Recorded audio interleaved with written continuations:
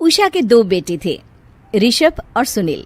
ऋषभ उसका सौतेला बेटा था। उषा हमेशा ही अपने सगे बेटे सुनील को ज्यादा प्यार करती थी।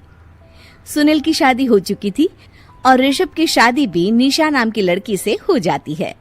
उषा सुनील की पत्नी कीर्ति को ज्यादा प्यार करती थी। एक दिन वो अपनी बहू कीर्ति के लिए साड़ी ले आती है। ये लो बहू, तुम्हारे लिए साड़ी लाई हूँ। कल पड़ोस की शादी में जाना है ना, तुम यही पहन कर चलना। तभी वहाँ ऋषभ आ जाता है।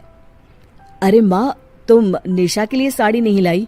वो भी तो कल शादी में जाएगी ना? हाँ, वो भी जाएगी, पर उसके पास तो काफी साड़ी होंगी ना। अभी अभी तो शादी हुई है तुम दोनों की, तो उसी में से कोई पहन लेगी वो। ऋषभ ये सुनकर उदास हो जाता है। तब निशा कहती है, आप उदास क्यों होते हो जी? सही तो कह रही हैं मम्मी जी। मेरे पास तो बहुत साड़ियां हैं और सारी की सारी नई हैं। मैं उन्हीं में से कोई पहन लूंगी। वो बात नहीं है निशा। माँ मेरे साथ तो सौतेला व्यवहार करती ही थी, पर मुझे लगता था कि मेरी पत्नी के साथ वो ऐसा कभी नहीं करेंगी, पर आज उन्होंने तुम्हारे साथ भी वैसा ही व्यवहार किया। ऋषभ उदास होकर अपने कमरे में चला जाता है। ऋषभ को उदास देखकर निशा को अपनी सास पर बहुत गुस्सा आता है। एक दिन उषा सुनील को कुछ पैसे दे रही होती है। ले बेटा सुनील, ये कुछ पैसे रख ले और बहू को कहीं घुमा ले आ। जी मम्मी जी। सुनील वहां से चला जाता है। मम्मी जी, आपने इन्हें तो कभी पैसे नहीं दिए। ऐसा सौतेला व्यवहार आप क्यों करती हैं? बहू, ये किस तरह से बात कर रही हो तुम अपनी सास से? कोई ऐसे सवाल करता है कि अपनी सासू से? सास, अरे जिस दिन से मैं इस घर में आई हूँ ना, आपने तो मुझे अपनी बहू माना ही नहीं। हमेशा कीर्ति भाभी के लिए ही सब कुछ लाती हैं। मुझे तो आज तक आपने कुछ दिया ही नहीं। क्या मैं जानती नहीं कि आप ऐसा क्यों करती हैं? देख निशा, तू अपना काम कर समझी। मेरे से बहस करने की कोई जरूरत नहीं है। तभी वहां ऋषभ आ जाता है। निशा, माँ से ऐसे बात नहीं करते। तुम जाओ अपने कमरे में। हाँ, जा रही हूँ। मुझे भी इनसे बात करने का कोई शौक नहीं है। निशा अपने कमरे में चली जाती है और ऋषभ भी वहां आ जाता है। निशा, तुमने माँ से क्यों झगड़ा किया? क्योंकि आप तो कुछ कहते ही नहीं, बस चुपचाप सहते रहते हैं। किसी को तो आवाज उठानी होगी ना। कोई बात नहीं निशा, तुम गुस्सा मत करो, शांत हो जाओ। निशा रसोई में खाना बना रही होती है। तभी वहां कीर्ति आ जाती है। निशा, तुम मार्केट से ये सामान ले आओ।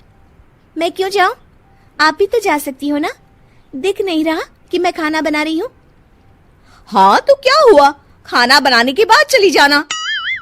हाँ, खाना भी मैं ही पकाऊं, बाजार जाकर सामान भी मैं ही ले आऊं। खुद तो कुछ करोगी नहीं, है ना? ओहो, जुबान तो देखो कैसे चल रही है। सुनो, तुम अभी आई हो इस घर में, तमीज में रहो, वरना सासू माँ से कहकर मायके भिजवा दूंगी तुम्हें। हाँ। ओह, हाथ लगाकर दिखाओ मुझे, देख लूंगी। बहुत मनमानी हो गई तुम दोनों की, समझी? निशा लिस्ट कीर्ति के ऊपर फेंक देती है। कीर्ति निशा को मारने आती है तो निशा उसका हाथ मोड़ देती है। मर गई रे, छोड़ मेरा हाथ। आज के बाद मुझसे कोई बदतमीजी की तो अच्छा नहीं होगा। कीर्ति रोते हुए अपने कमरे में चली जाती है। उस निशा चुड़ैल ने मेरा हाथ मोड़ दिया।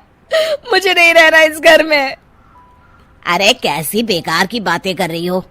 अरे निकालना ही है तो ऋषभ और निशा को निकालेंगे। नहीं, मुझे अलग घर चाहिए। कान खोलकर सुन लीजिए, हम दोनों इस घर से जल्द जाएंगे। आप नए घर का इंतजाम कीजिए बस। मैं इन दोनों के साथ ज्यादा नहीं रह सकती। हाँ, वैसे मैं भी कुछ दिनों से सोच रहा था। अच्छा हुआ तुमने कह दिया, मैं माँ को भी बता देता हूँ। माँ, वो क्या करेंगी तुम्हारे साथ जाकर? मैं चाहती हूँ कि तुम और मैं, बस हम दोनों ही कहीं शिफ्ट हो जाएं, इस सब झमेले से दूर। अरे पर माँ को यहाँ छोड़कर इस तरह से जाना ठीक नहीं रहेगा कीर्ति। वैसे वो तुम्हें कितना प्यार भी तो करती हैं। नाम का ख्याल रखती है, क्योंकि तुम सगे बेटे हो ना, इसलिए। तुम अगर सौतेले होते तो मेरे साथ भी ऐसे ही सलूक करती जैसे अभी तुम्हारे सौतेले भाई और उसकी पत्नी से करती है। अरे पर फिर भी फिर भी कुछ भी नहीं। देखो, या तो हम दोनों इस घर से कहीं दूर जाएंगे या फिर मैं अपने मायके चली जाऊंगी। हाँ, बता देती हूँ। अच्छा बाबा, अच्छा ठीक है। सुनील अपनी माँ से बात करने आता है। माँ, मैं सोच रहा हूँ कि कीर्ति के साथ अलग घर में शिफ्ट हो जाऊं। अरे वाह बेटा, ये तो बहुत अच्छा सोचा है तुमने। कब शिफ्ट होना है हमें? मैं भी पैकिंग कर लेती हूँ। अब नहीं माँ, मैं और कीर्ति ही जाएंगे बस। आप तो यहीं रहो, ये पुश्तैनी घर भी है ना आपका। अरे बेटा, तू तो मेरा सगा बेटा है, तू ही मेरे साथ ऐसा कर रहा है। मुझे अपने साथ ले जा बेटा। तभी वहां कीर्ति आ जाती है। अरे माँ, आपको पता भी है कि किराए के घर में कितना खर्चा होता है, और अगर आपको भी लेकर गए तो और खर्चा होगा। आप तो बस यहीं रहो इसी घर में। कोई बात नहीं सुनील, तुम लोग चले जाओ, माँ यहीं रहेंगी हमारे साथ। हम माँ का ख्याल रखेंगे, तुम लोग अपनी गृहस्थी संभालो। निशा को ये देखकर बहुत खुशी होती है। वो मन ही मन सोचती है, अब आया ना ऊंट पहाड़ के नीचे। अब मम्मी जी को पता चलेगा बड़ा सगा और सौतेला करती रहती थी। सगा बेटा तो जा रहा है छोड़कर, अब आएगी इन्हें अकल, और नहीं आई तो मैं ला कर रहूंगी।